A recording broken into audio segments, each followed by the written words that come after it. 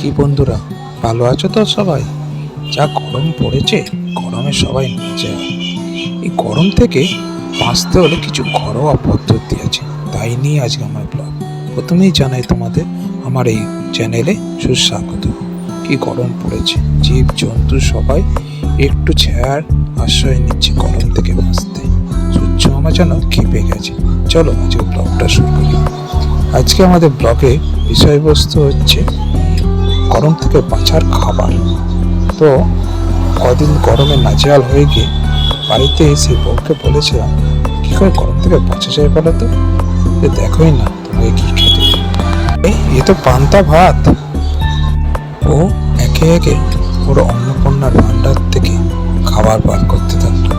দেখো, আলু ভাজা, পেঁয়াজ আলু মাখা, পোহা, নিশ্চয়ই এটা ডালের। হ্যাঁ, এটা তো ডালেরই। আর গাছ থেকে লেবুও পেরে এনেছি, আমাদের গাছের লেবু। দেখেছো বড় হয়েছে, দারুণ গন্ধ, দারুণ সেন্ট। লেবুও কেটে আমার পাতে দিয়ে দিল আর সাজিয়ে দিচ্ছি। কাঁচা লঙ্কা আর পেঁয়াজ দারুণ জমবে। তবে বন্ধুরা, নিজেদেরকে বাঁচানোর সাথে সাথে প্রকৃতিকেও বাঁচাতে হবে। প্রকৃতি বাঁচলেই তবে আমরাও বাঁচব। আর এই প্রকৃতির বিশ্ব উষ্ণায়ন থেকে বাঁচতে হলে আমাদের প্রত্যেককে অন্তপক্ষে 5টা করে গাছ লাগাতে হবে।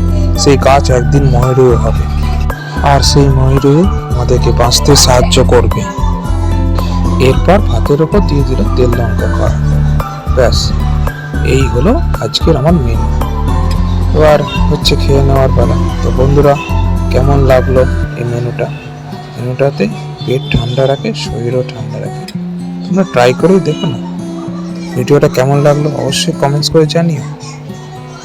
আর যারা আমার চ্যানেলে নতুন, অবশ্যই সাবস্ক্রাইব করো। ধন্যবাদ।